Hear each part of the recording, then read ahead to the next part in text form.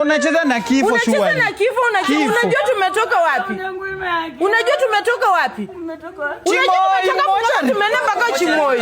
Huyo dada alidanganya marafiki zake kuwa amefariki. Oh my lord. Ila Kenya. Okay, story iko hivi. Huyo dada anaitwa Wendo, ni TikToker maarufu na anapendwa sana kule Kenya. By the way, party ya Bungoma kule. Umeona? Alianza kujiposti status kwamba RIP yeye mwenyewe. Baada ya hapo ile simu yake akawapa marafiki zake. Alafu yeye akachukua simu nyingine. Umeona? Baada ya wale marafiki zake kufuatilia, wakakutana na marafiki wengine. Wakauliza kweli ambapo karibu naye sasa kabisa Wendo. Vipi kweli amefariki? Wakaambia ndio amefariki na sasa hivi muda huu anatolewa hospitalini anaenda mortuary. Mortuary ipi inaitwa Chimoi Mortuary. Iko kule Webuye. Umeona? Marafiki wakatumia fare. Nimeambiwa ni kama shilingi 7,000 ya Kenya. Sijua kwa Tanzania tu kwa shilingi ngapi. Wamefika hospitalini wakaambiwa bwana hatuna mtu anaitwa Wendo na Wendo hapa hajafanyaje? Hajafika. Akasema vipi? Wakaamua waende sasa nyumbani. Umeona?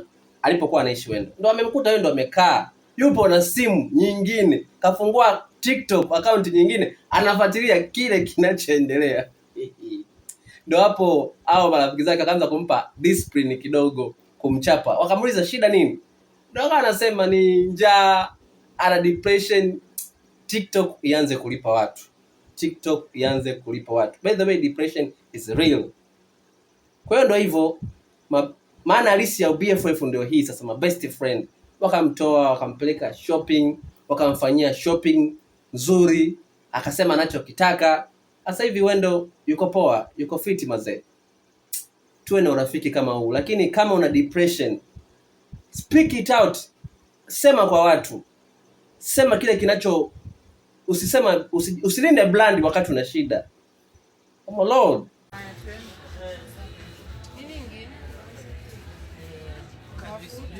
Mafuta ya mboga. Juice ya nini? Ugali, tunataka kula ugali. Oh, you know.